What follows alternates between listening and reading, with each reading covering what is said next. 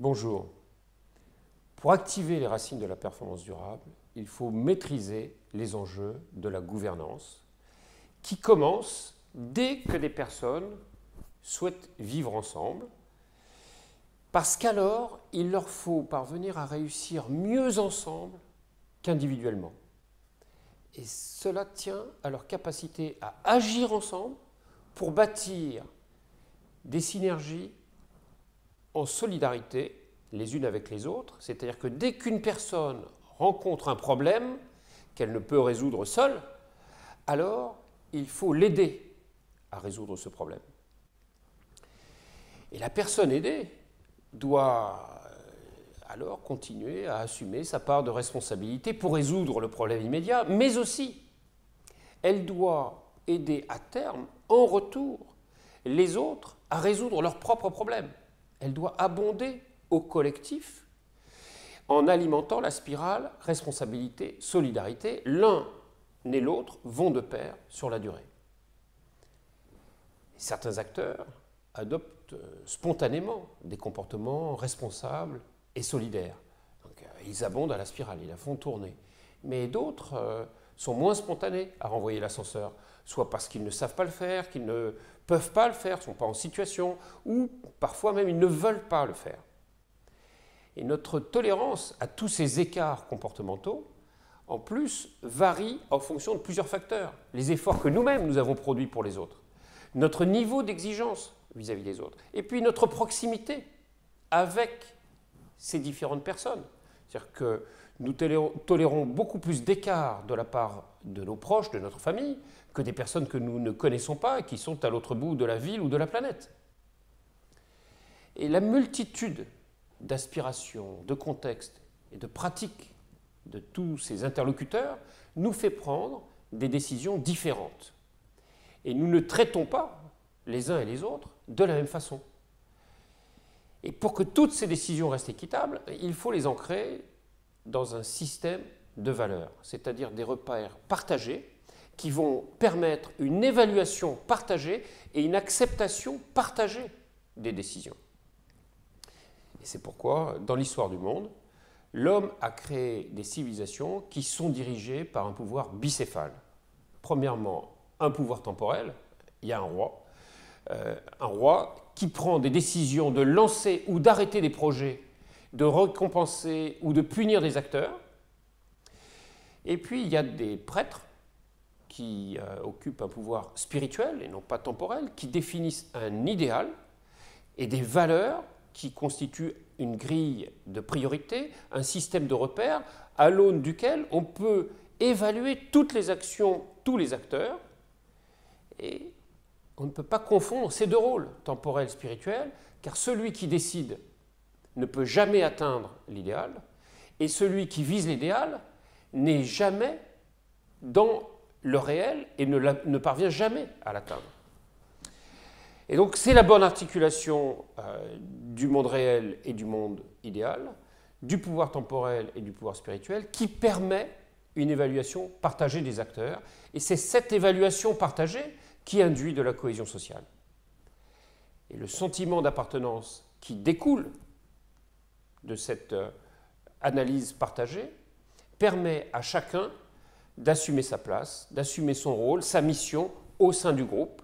Et c'est cette coordination des acteurs et cette convergence des actions qui produit de la performance.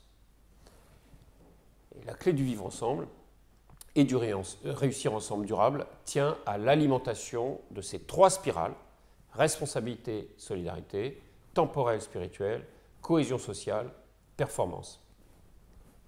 Alors, où en est-on dans notre monde actuel? On a un problème parce que le siège du juste est vacant. Il y a une rupture de légitimité, de moins en moins d'électeurs votent, de moins en moins de citoyens participent à la vie politique, à la vie des partis politiques. Et cette crise de confiance tend à s'étendre à tout le monde. Tous les dirigeants de toutes les sphères, économiques, politiques, sociales, tous les systèmes publics, privés, même les médias, et même les experts qu'on a du mal à entendre, à écouter, à suivre dans leurs analyses. Regardons les climatologues ou les médecins, qui est certain de ce qui est dit.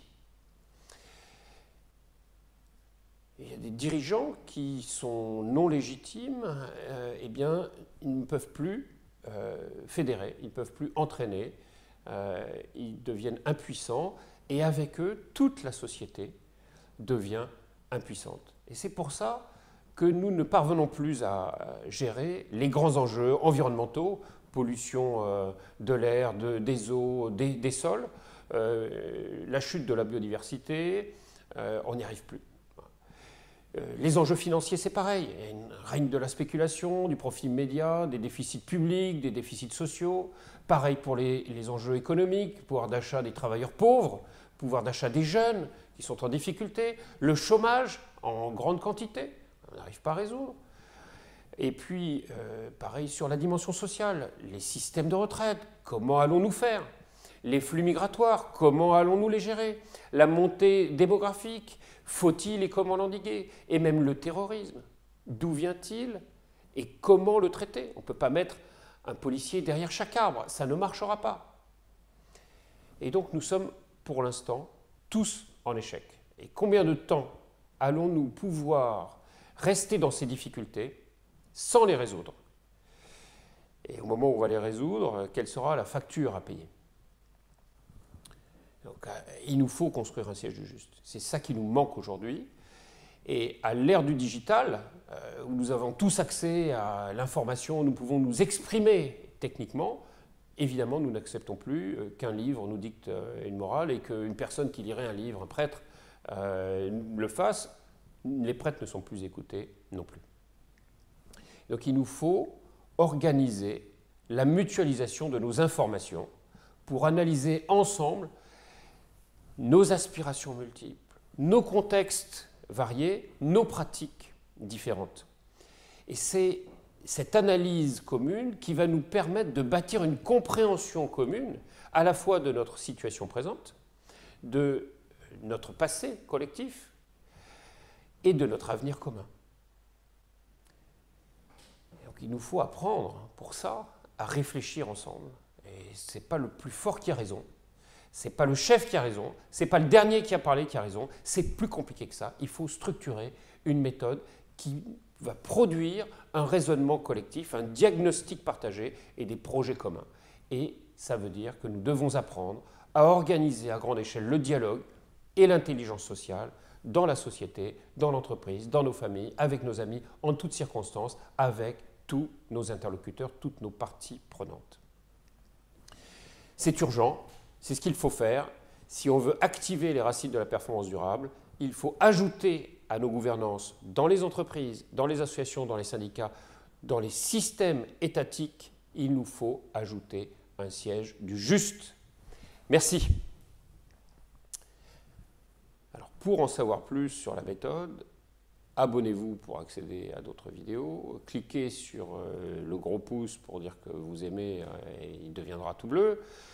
Et puis contactez-nous sur www.odis.fr ou www.odyssée.info et même consultez les rapports, l'état social de la France, l'état social de l'Europe, l'état social du monde.